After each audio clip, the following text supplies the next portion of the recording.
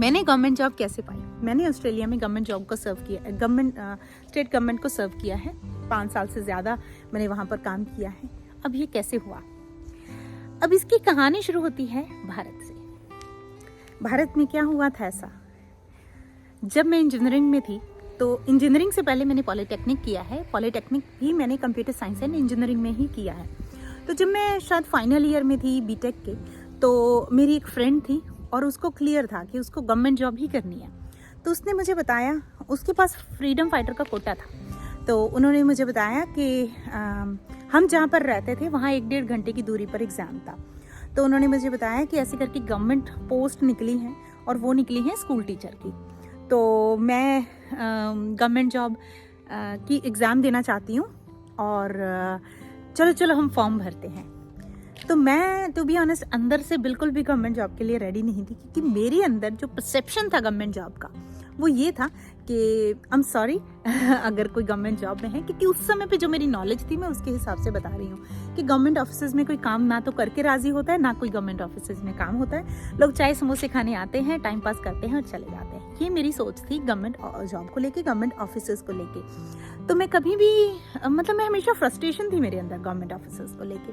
और ये मेरी धारणा होने की वजह से मुझे इतना कोई ज़्यादा कभी वो नहीं रहा कि हमें गवर्नमेंट जॉब के लिए अप्लाई करूं, कभी कोई गवर्नमेंट एग्ज़ाम दूं। तो मेरी फ्रेंड ने बोला कि हम एग्ज़ाम, उसने ही हमें कन्विंस किया, क्योंकि उसको थोड़ा कॉन्फिडेंस का इशू था। तो उसको लगा कि जब वो एग्ज़ाम देने जाएगी, और ज़्यादा फीस भी नहीं थी एग्ज़ाम के पेपर्स की, तो उसने फॉर्म्स की, तो उसने बोला कि हम साथ में चलेंगे। तो हमने 3 लड़कियों ने वो फॉर्म भर दिए। अब तीनों ने फॉर्म भर दिए, एग्ज़ाम की डेट भी आ गई। बड़े फन में, कोई तैयारी नहीं की, कोई बुक भी नहीं ली, और मुझे एग्ज़ाम का नाम भी नहीं पता। और उसमें जो रिक्रूटमेंट होनी थी वो कंप्यूटर के टीचर्स की होनी थी। मतलब ये कि वो जो कंप्यूटर टीचर होंगे वो 11th-12th को पढ़ाएंगे as a computer teacher government schools में। तो ये वहाँ की जॉब थी।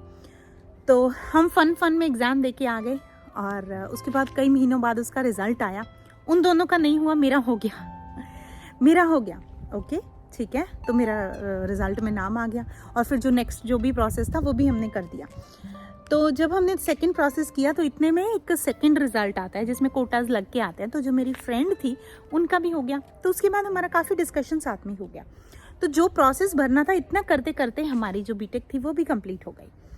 अब ये सब कुछ होकर मेरे घर में लेटर्स नहीं आते थे, क्योंकि मैं गांव में रहती थी, और इससे पहले मेरे 1-2 लेटर्स गुमे भी थे जो मुझे गांव में संपर्क किया गया था।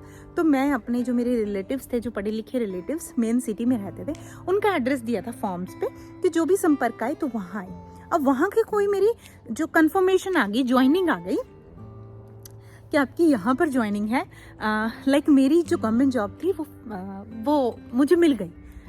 अब वो जिस टाइम पे आई, उस समय पे ऑलरेडी मैं मन बना चुकी थी, शायद मैं दिल्ली के लिए निकल भी चुकी थी कि दिल्ली जाना है। और सबसे पहले इसमें मैं ये बोलूँगी, सबसे पहली जो चाबी है गवर्नमेंट जॉब लेने की वो ये कि मेरे अंदर बिल्कुल भी डेस्परेशन नहीं था। मैंने फन में किया था, सारा प्रोसेस फन में किया था। जो मेरी दूसरी 2 फ्रेंड्स थी वो सबसे ज़्यादा इस चीज़ में वो जॉब पाना चाहती थी डेस्परेटली। उनमें से एक का तो हुआ ही नहीं, अभी खैर उसके बाद उसका हो गया था, दूसरे किसी और साल उसने एग्ज़ाम दिया, लेकिन उस पर्टिकुलर साल नहीं हुआ उसका। और जो मेरी दूसरी फ्रेंड थी उसका भी सेकेंड राउंड में हुआ, लेकिन मेरे अंदर कोई डेस्परेशन नहीं थी। एकदम फन के साथ हमने दिया था एग्ज़ाम, और मेरा वो क्लियर हो गया ईजिली एंड एफर्टलेसली। जब हम किसी एग्ज़ाम के साथ टू अटैच्ड हो जाते हैं कि बस यही जीना मरना है, अगर ये क्लियर नहीं हुआ तो मेरा तो कुछ बनेगा ही नहीं, इस तरह की चीज़ें जब हमारे मन में आ जाती हैं तो उतना ही वो रेजिस्टेंस पैदा करता है। रेजिस्टेंस जो है आपकी मैनिफेस्टेशन को रोकता है। अब मेरी ज्वाइनिंग तो आ गई, लेकिन वो जो मेरी ज्वाइनिंग आई थी, लोग जिसके लिए बहुत पैसे देते हैं, बहुत सिफारिशें लगाते हैं कि भाई घर के पास ज्वाइनिंग आ जाए, ऐसे ही मेरी ज्वाइनिंग आ गई हमारे घर से जो नेक्स्ट गांव था। मतलब मेरे घर से एग्जैक्ट 3 किलोमीटर पर मेरी ज्वाइनिंग थी। मेरे इजीली पापा मुझे छोड़ के आ सकते थे, रोज़ पिक एंड ड्रॉप कर सकते थे, लेकिन वो जॉब मैंने ज्वाइन नहीं की। काफ़ी ज़्यादा लड़ाइयाँ हुई घर में। मेरे पेरेंट्स तो बेचारे इतने पढ़े लिखे हैं नहीं, तो उन्होंने बोला जो आपको सही लगता है वो कीजिए। लेकिन जो मेरे वो पढ़े लिखे रिलेटिव्स थे वो टीचिंग की जॉब को बहुत अच्छा मानते थे गर्ल्स के लिए, अभी भी मानते हैं। तो उनको ये लग रहा था कि ये लड़की अपनी मन मर्जी कर रही है, ये लड़की हाथ से निकल गई है, कि ये पागल है, गवर्नमेंट जॉब को ज्वाइन नहीं कर रही है, ये सब चीज़ें हो रही थी। तो मेरे दिमाग में यहाँ तक ये स्टोरी थी भारत की। फिर मैं दिल्ली एनसीआर चली गई। दिल्ली एनसीआर में मैंने आपको अपने करियर की काफ़ी सारी बातें ऑलरेडी बताई हैं। मेरा करियर रॉकेट की तरह गया ऊपर और बहुत अच्छा मैंने परफॉर्म किया, अच्छा अर्न किया, अच्छी पोजीशन हासिल की, अच्छा एक्सपीरियंस हासिल किया। उसी एक्सपीरियंस के बेसिस पे आज मैं ऑस्ट्रेलिया में हूँ। तो ऑब्वियसली सारी चीज़ें, मेरा डिसीजन बिल्कुल सही काम किया मेरी सिचुएशन के हिसाब से। अब मैं आपको वापस लाती हूँ ऑस्ट्रेलिया में। हम कर गए हैं लैंड ऑस्ट्रेलिया में। मैंने दूर दूर तक अपने माइंड में नहीं सोचा था कि एक फॉरेन के नेशनल को, मैं इंडियन नेशनल थी उस टाइम पे, कि एक फॉरेन के नेशनल को भी गवर्नमेंट जॉब मिल सकती है, वो भी ऑस्ट्रेलिया में। ऐसा मैंने सोचा ही नहीं था। तो क्या होता है कि मेरी जो फर्स्ट जॉब थी वो गवर्नमेंट में लगी, लेकिन जो मेरा पेरोल था वो गवर्नमेंट में नहीं था। मैंने वहाँ पर एज अ कॉन्ट्रैक्टर काम किया था। मैं गवर्नमेंट टीम के साथ ही बैठती थी, उन्हीं के ऑफिस में काम करती थी, लेकिन जो मेरा पेरोल था वो आईटी कंपनी के साथ था। मतलब आईटी कंपनी ने वहाँ अपने बंदे डिप्यूट किए हुए थे, बिठाए हुए थे। अब मेरी मैनेजर थी उस गवर्नमेंट डिपार्टमेंट में, उनके साथ रिलेशनशिप बहुत अच्छा था। उनको शायद मेरा काम भी पसंद आता होगा। और मैं आवरली पेड होती हूँ। आवरली पेड पे आपके ऊपर परफॉर्मेंस का प्रेशर ज़्यादा होता है। आपको अच्छा परफॉर्म करना है तो ही आपका कंटिन्यू रहेगा, otherwise they have power to say you goodbye immediately. क्योंकि आप गवर्नमेंट की पॉलिसीज़ के साथ अबाइड नहीं है ना, कि आपको निकाला नहीं जा सकता, आपको इमीडिएटली वो गुड बाय कह सकते हैं। नया नया जोश भी था, नई बहुत अच्छी प्रिपरेशन करके आए थे हम लोग। मैंने तो उससे और डिफ़िकल्ट काम किए हुए थे। ये तो काम मेरे लिए बहुत ईजी था, हालांकि कम्प्लीटली मेरे प्रोफाइल का ही काम था। ठीक है, तो मेरा अच्छा वहाँ था। और अचानक से गवर्नमेंट में दूसरे गवर्नमेंट डिपार्टमेंट में एक पोजीशन आती है और मेरी मैनेजर मुझे बोलती है, क्योंकि पता ही होता है कि ये इस एप्लीकेशन के लिए ये बंदा सूट करेगा। मैंने आज तक ऐसी एग्जाम्पल इससे पहले कभी सुनी ही नहीं थी। और हाँ, मैं एक चीज़ और बता दूँ, पिछली एक वीडियो में मैंने बताया था कि जब मैं भारत में थी तो कंपनी में मुझे मैनेजर भी एक बार ऐसे मिले थे जिनके साथ मेरा बहुत कॉन्फ्लिक्ट हुआ था। तो जिस समय पे मेरी लो वाइब्रेशन थी वो सब हुआ। अब मेरी वाइब्रेशन लोगों के लिए भी अच्छी हो गई है, सबको मैं फॉरगिव कर चुकी हूँ, सब चीज़ों से बाहर आ चुकी हूँ, लेट गो हो चुकी हूँ, तो मुझे लोग भी उतने अच्छे मिल रहे हैं। तो मेरी जो मैनेजर मेरे पास आती है, वो हालांकि मैं उसकी एम्प्लॉय हूँ, उसको बहुत ज़्यादा बेनिफिट हो रहा है मेरे काम से, फिर भी वो मेरा, क्योंकि मैं एक न्यू माइग्रेंट थी, वो मेरी स्टेबिलिटी देख रही थी। तो वो मेरे पास लेके आई, बोली आपने वो जॉब देखी होगी, अपॉर्चुनिटी अप्लाई की? मैंने कहा नहीं। मैंने कहा टू बी ऑनेस्ट, आपको you might feel bad but I never got attracted towards a government job because I just have a different perception about government job. तो उसने बोला really? मैंने कहा yeah. Then she said कि you've been working in a government company for last 3 months. तो जो आपने perspective रखा था गवर्नमेंट के लिए, क्या वही है अभी भी? तो दैट क्लिक्ड मी कि वो सही कह रही हैं कि जो मेरा पर्सपेक्टिव था इट हैज़ बीन ऑब्सोल्यूट। मतलब ये कि वो नो मोर लागू नहीं होता, अभी दोबारा लागू नहीं होता है। वो जो मैंने सोचा था, जो मैं सोच रही थी गवर्नमेंट में जॉब में ऐसा होता है, गवर्नमेंट डिपार्टमेंट्स में ऐसा होता है, ऐसा कुछ भी नहीं है ना। I really like this work place. तो वो जो जॉब थी वो उस ऑफिस में नहीं थी, किसी और गवर्नमेंट डिपार्टमेंट में थी, लेकिन थी गवर्नमेंट, स्टेट गवर्नमेंट में। तो उसने बोला कि आप अप्लाई करो। मैंने मुझे आज भी याद है, एग्जैक्टली 2 दिन रह रहे थे एप्लीकेशन क्लोज होने में, मैंने जॉब पहली बार गवर्नमेंट की जॉब अप्लाई की। और गवर्नमेंट जॉब को अप्लाई करने का प्रोसेस कम्प्लीटली डिफरेंट होता है प्राइवेट जॉब को करने का, बहुत काफ़ी पेपर वर्क होता है। मैंने वो सब कर दिया और मुझे कोई डेस्परेशन नहीं थी तब भी, मैं न्यूट्रल पे आ गई थी। ठीक है, मैं हमेशा ये कहती हूँ कि अगर आप किसी सिचुएशन को लेके नेगेटिव हो तो उसमें 2 काम कर सकते हो। ईदर यू गो न्यूट्रल, जहाँ पे आपको उस चीज़ के लिए डेस्परेशन ना हो, रेजिस्टेंस ना हो, जस्ट ड्रॉप योर रेजिस्टेंस, या फिर गो पॉजिटिव। अब पॉजिटिव जाना is like 180 degree shift, right? लेकिन न्यूट्रल पे आना इज़ ईजियर फॉर यू, है ना, या फिर 360 डिग्री शिफ्ट, व्हाटएवर। तो मैं न्यूट्रल थी उस टाइम पे। तो मुझे वहाँ पे कॉल आता है और मैं ना, ये मेरा बहुत स्ट्रॉन्ग पॉइंट है कि मैं अभी तक लाइफ की जितनी मेजॉरिटी कन्वर्सेशंस हुई हैं, कन्वर्सेशंस में मीटिंग्स को कह रही हूँ, मीटिंग्स में इंटरव्यूज़ वाली कह रही हूँ, तो मोस्ट ऑफ द टाइम मेरी लाइफ में जितनी इंटरव्यूज़ हुई हैं मैं हमेशा उसमें पास ही हुई हूँ, मुझे ऐसा लगता है। एंड सबसे बड़ी पावर पता है क्या है उसकी? सबसे बड़ी पावर है प्योरिटी ऑफ द कम्युनिकेशन। अगर मुझे किसी सवाल का जवाब नहीं आता है तो I am very open about it कि मुझे ये नहीं आता है। This area is yet to be explored for me, कि मतलब येट टू बी एक्सप्लोर्ड, कि भाई मुझे ये एक्सप्लोर करना है, अभी इसके बारे में अभी मुझे जानकारी नहीं है, इसके बारे में मैं और पढ़ूंगी।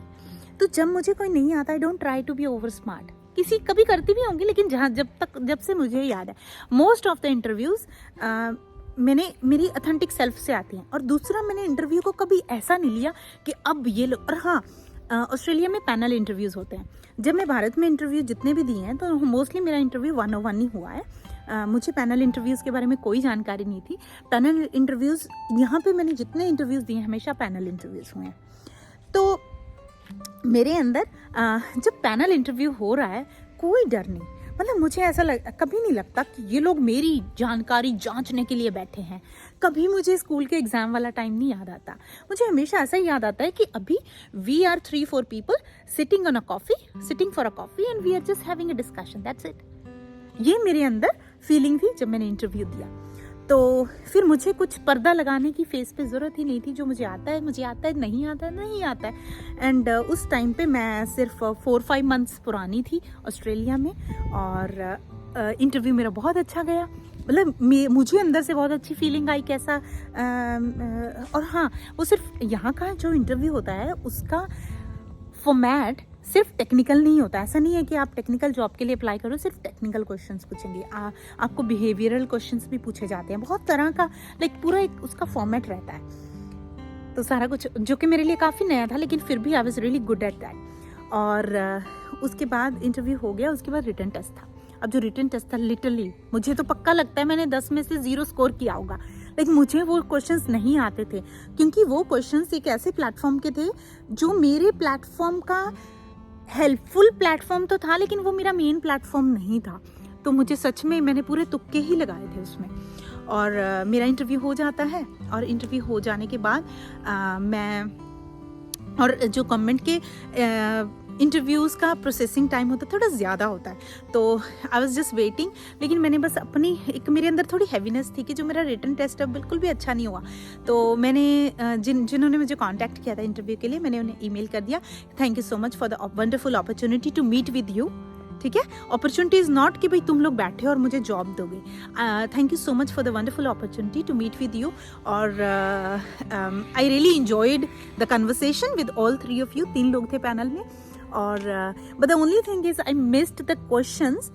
फिर मैंने अपनी टेक्नोलॉजी का नाम लिखा, क्योंकि उनको जिस टेक्नोलॉजी के लिए बंदा चाहिए था उसका मैं बंदा थी, लेकिन एग्जाम अलग चीज़ का था। तो मैंने उन्हें लिखा, I really missed that topic related questions, मतलब कि उसमें ऐसे क्वेश्चंस नहीं थे। तो I don't know how I performed but I did my best, ऐसा बोल के, and thank you so much, and this closed of.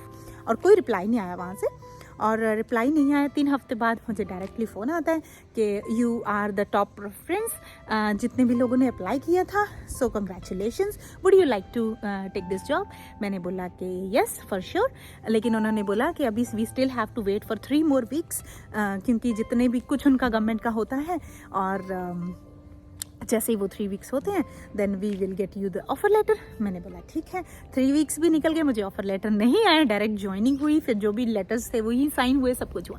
So this was my journey about getting not getting job, government job in India and getting government job in Australia. दोनों में एक ही चीज़ common थी, desperation बिल्कुल भी नहीं था।